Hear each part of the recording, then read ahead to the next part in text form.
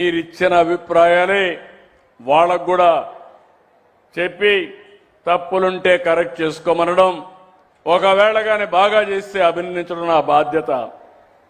నిన్ననే నాకు మొన్న బాంబేలో ఒక అవార్డు ఇచ్చారు, business reformer of the year. అంటే మన రాష్ట్రంలో చేసే పనులన్నీ దేశమంతా గుర్తించింది.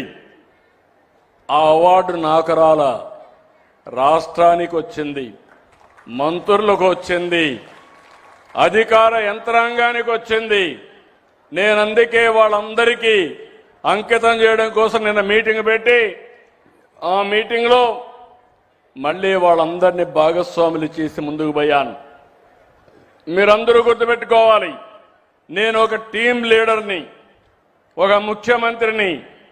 టీం బాగా పనిచేస్తే నాకు బాగా మంచి పేరు వస్తుంది. నా టీంలో రాష్ట్రంలో ఉండే సెక్రటరీ మొదలుకొని ఈరోజు ఇక్కడ కరుణ గారు ఉన్నారు, ఆవిడ పెన్షన్లు ఇస్తుంది, ఊరూరు ఆవిడ రాదు, కానీ 1,66,000 మందితో మీ పెన్షన్ ₹1 అవినీతి లేకుండా ఇస్తే అది ఆవిడ క్రెడిట్లోకి వస్తుంది. ఆవిడ కూడా ఒక టీం లీడర్. ఇప్పుడు నేను అభినందిస్తున్నా ఒక మహిళా ఆఫీసర్. ఈరోజు రాష్ట్రంలో ఫీడ్బ్యాక్ తీసుకుంటే అన్నింటికంటే టాప్లో ఉండేది పెన్షన్ల పంపిణీ అని చెప్పి మీకు తెలియజేస్తుంది. 93% సాటిస్ఫాక్షన్లో ఉన్నారు.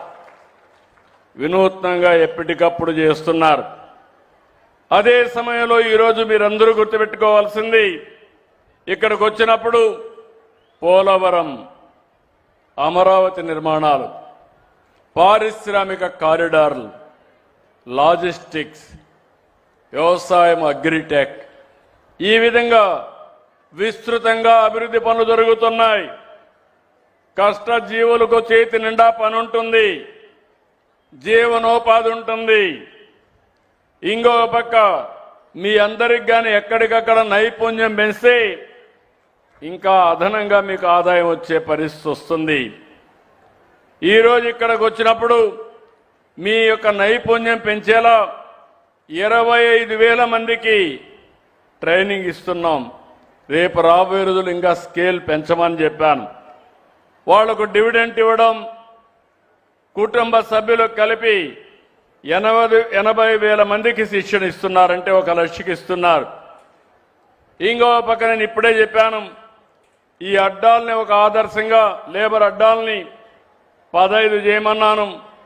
15 నగరాలు కానీ లేకపోతే ఒక 4-5 సిటీల్లో కానీ వాళ్ళు చేస్తారు. చేసిన తర్వాత అది బాగుంటే రాష్ట్రం మొత్తం ఏ కార్మికుడికి ఇబ్బంది లేకుండా అన్ని నగరాల్లో ఈ లేబర్ అడ్డాలు తయారు చేసే బాధ్యత ఈ ప్రభుత్వాన్ని అని చెప్పి కూడా నేను మీకు తెలియజేస్తున్నా. ఇంకో పక్క కార్మిక సంక్షేమ పథకాలకి మళ్ళీ జీవం పోసాం. అందుకే ఈరోజు కొన్ని సంక్షేమ కార్యక్రమాలు కూడా తీసుకొచ్చాం.